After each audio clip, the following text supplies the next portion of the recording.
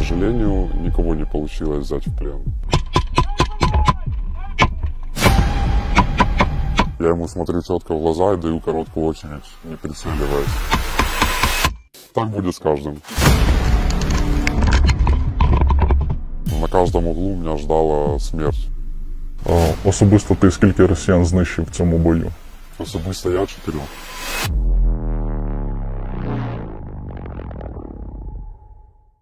Привіт. Сьогодні у нас в гостях оператор 73-го морського центру спеціальних операцій Дикий. Саме він герой того славнозвісного відео, про яке зараз суспільство говорить, коментує.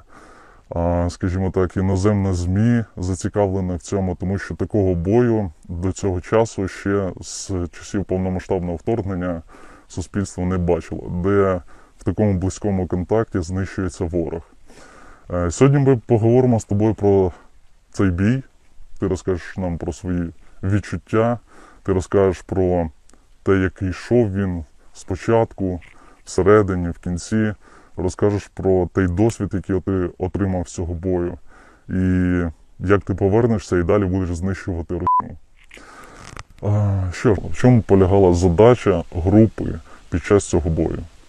Наша группа должна была штурмануть позицию, зачистить окопы и завести пехоту, чтобы пехота дальше закрепилась и держала оборону, и на этом наша задача выполнена. Мы очень медленно, аккуратно, скрыто подбирались к ним по посадке, ползли, иногда ползли, потом, там, где были просветы в посадке, потому что все было посечено снарядами, деревьев не было. Мы ползли, медленно проползали, аккуратно старались еще со всеми там гранатометами и прочим вооружением. Когда уже добрались до зеленки, мы уже нормально себе шли, аккуратно, там нам пробили тропу, нельзя было не свернуть ни влево, ни вправо. Мы аккуратно шли по посадке прямо. Потом мы подошли где-то до ближайшей видимости, там до контакта 15 метров, подошли к их позиции, видели, там стоял ПТУР, бойницы. Мы начали мы сделали остановку и договорились о наших действиях, кто в каком порядке будет заходить. Мы начали заходить, я шел второй. Первый кидал гранаты, я его прикрывал. Закинули около 4 гранат, пи***ы еще не раздуплились. Почему, я не знаю, они просто тупили, сидели. Мы начали заходить в окоп, идем по окопу, аккуратно нарезаем, простреливаем каждый угол, начинаем заходить. Начали простреливать первый угол и начали слышать крики. И понимаем, что там сидит пидор. Там бойница и еще вкопано влево, как буквой Г. Заходи.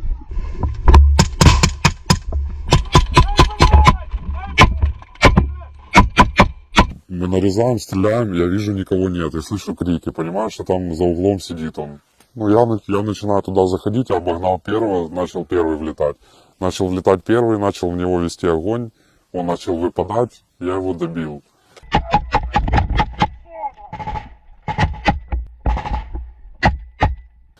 Решил просто спрятаться в том перекрестке, чтобы меня не было видно прямо на перекрестке. Решил зайти туда, где он лежал. Более-менее спрятался, разворачиваюсь, чтобы держать открытый сектор. Вижу, бежит второе тело. Это секунда, я вижу тело, сразу цель, я начинаю по ней отрабатывать, он падает, там ему залетело и в плечо, насколько я помню, в туловище, в голову, он начинал постепенно так падать, я его все равно достреливаю. Вижу, бежит третий, я начинаю третьего насыпать. Он начинает падать, предсмертные крики, начинает кричать, я начинаю его добивать в голову.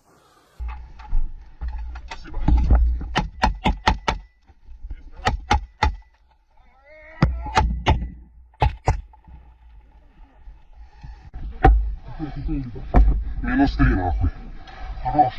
Хорош. Разлетались мозги по окопу. Мозги остались, кстати, это от первого пинка остались мозги у меня на ботинке. Тут мозги, кровь, я вытирал в окопе, но остатки у меня остались. Так будет с каждым. Розкажи далі, як йшов бій. Розкажи про четвертого, якого ти знищив. Мы стояли дальше на этом перекрестке, пока там потянутся. У нас был один 300-й легкий, там его ранило в руку. И началась эвакуация, ну его эвакуировали. Я не знаю, сколько человек его вело, потому что я был занят другим делом.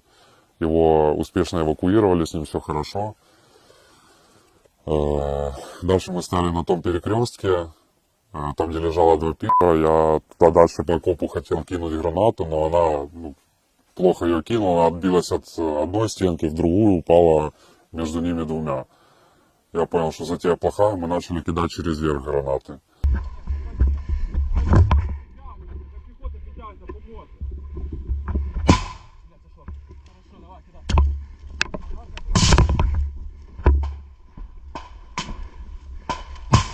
В коментарях досить багато росіян набігло і скаржаться про те, що ви вбивали беззбройних мальчиків в трусиках. Хоча на відео видно чітко рижого гнома, як його вже прозвали в соцмережах, а також гранати, які по вам прилітають. На відео чітко також видно прильот чи то гранати по тобі, чи то детонації чогось. Розкажи про цей момент.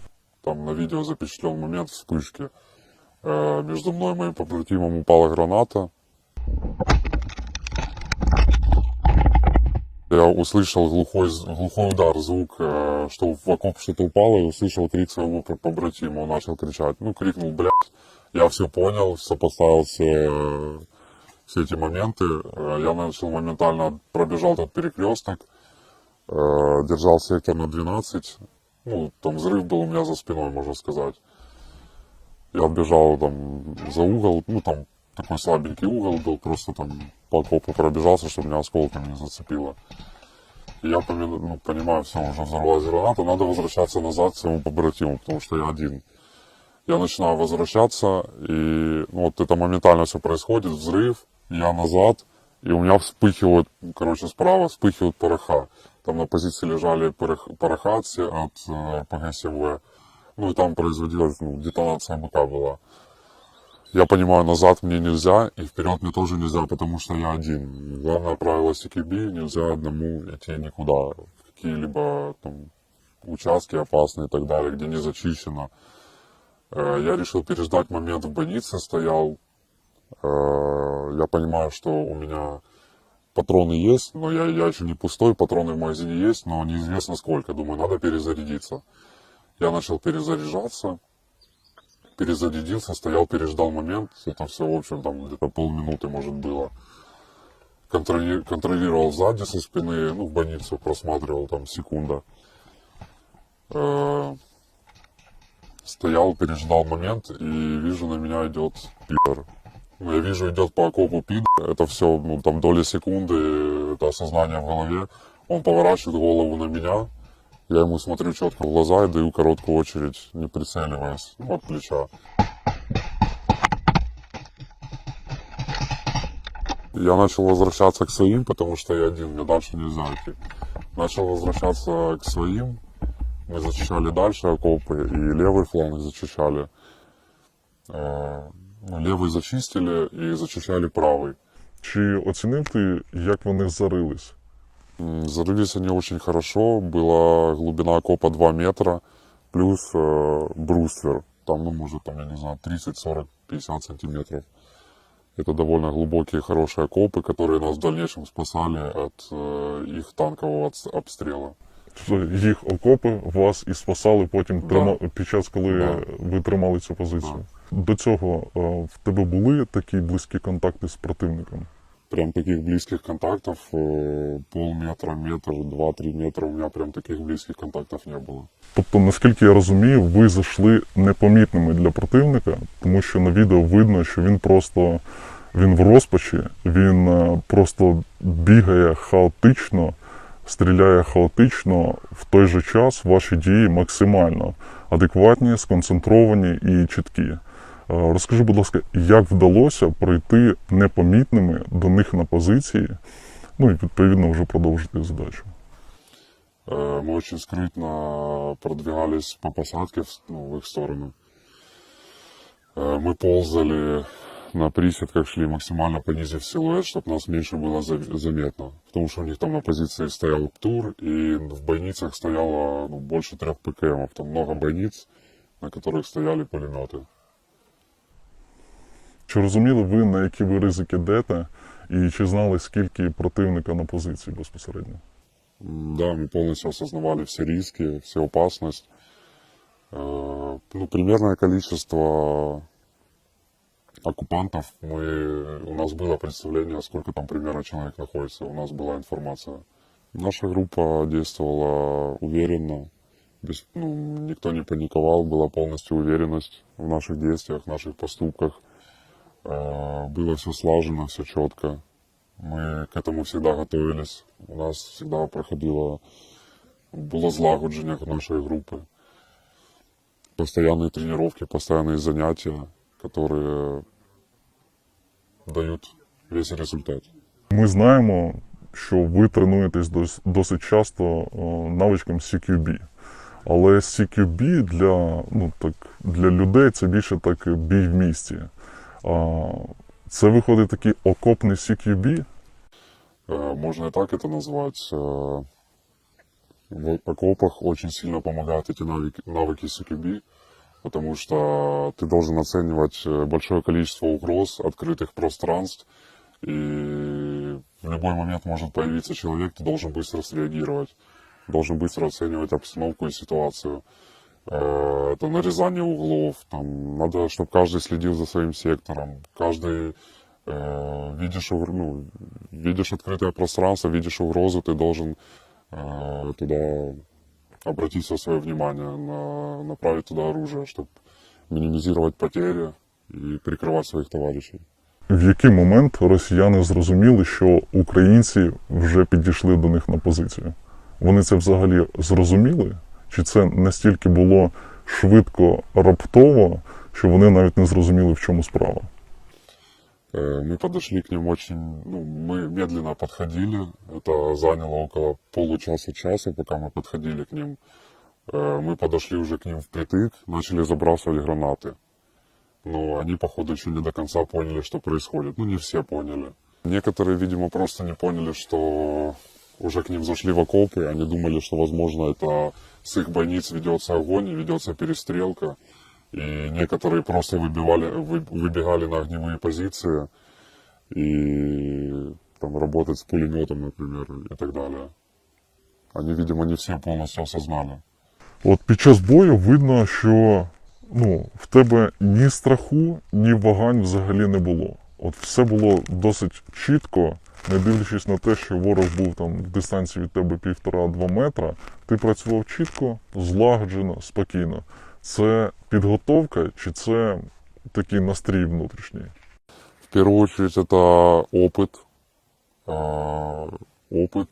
подготовка, постоянные тренировки. В голове одна ненависть, но при этом полное хладнокровие и спокойствие, без какой-либо паники, без каких-либо сомнений. Желание убивать тех, кто пришел на нашу землю, и ненависть к ним. Вот это все мои были эмоции, это были эмоции, которые внутри меня, которые я никак не проявлял в тот момент, и это никак не влияло. У меня не было никаких-либо эмоций, сомнений, я просто делал то, что я должен делать, и без какой-либо паники, на полном спокойствии, соблюдая хладнокровность. В цьому бою були знищені всі окупанти, чи когось вдалося взяти в полон? Сдавайтесь, пидоры, сука! Будете жить, гандоны! Сдавайся, будешь жить! Сдавайся, уёба! Выходи с поднятыми руками, будешь жить! К сожалению, никого не получилось взять в плен, к большому сожалению. Знаєш, це відео дуже зацепило росіян. Вони навіть писали, що після цього ми ССОшників в полон брати не будемо. Ми будемо їх знищувати одразу на місці. Чи впливає, чи давить це ці коментарі, ці вкиди на тебе особисто і на народ взагалі? Не знаю, на кого как это влияет. Мне не 15 лет, чтобы я на это как-то реагировал эмоционально. Я понимаю, что это пустые слова, которые ни к чему не приведут. Пусть пытаются словить кого-то, пусть пытаются убить кого-то. От тебе контузило, непогано так контузило. Я так розумію, там керівництво дало тобі трошки час на те, щоб сили твої набрали знову, і відповідно знову в бій. Зараз, коли ти відпочивши, як ти оцінюєш цей бій? Ти розумієш, що ти не те, щоб чудом вижив, але завдяки твоїм навичкам, холодній голові, відбулося так, як відбулося. Силы у меня всегда были, есть и будут на то, чтобы дальше вести борьбу против оккупантов. Я получил контузию, но меня спасли, мои уши спасли активные наушники. Чисто пострадала просто голова от этих всех взрывов и так далее. Я поехал в больницу прокапаться, таблетки пропить. Сейчас начальство дало мне там буквально несколько дней восстановиться, чтобы собрать все мысли в голову, немного отойти от этой контузии. И буду дальше врываться обратно. Я очень много думал по поводу этой всей задачи. Раздумывал, там делал у себя в голове работу над ошибками. Я понимаю, на какие риски шел.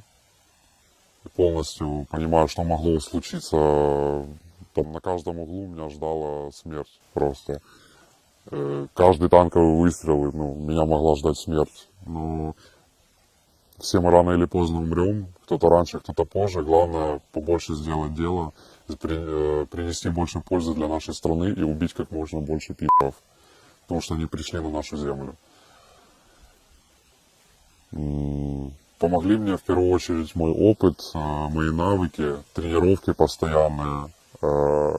И главное то, что мои мысли в голове, я всегда настраиваюсь. Я был полностью уверен, что у нас все получится. Я был в этом уверен, потому что я знаю, что мы на своей земле, и я очень сильно доверяю себе, доверяю своим побратимам. У меня есть опыт, и я очень сильно уверен в себе и в своих действиях. Яке послання ти зробив би росіянам, які продовжують йти на нашу землю та продовжують вбивати наших людей? Я бы хотел сказать вам, что если вы хотите жить и не хотите умереть, то сидите лучше дома со своими женами, матерями. Не приходите сюда, потому что рано или поздно вы все здесь и останетесь. Только будете удобрять нашу землю. Дякую тобі, дякую за інтерв'ю. Було приємно поспілкуватись. Взаимно.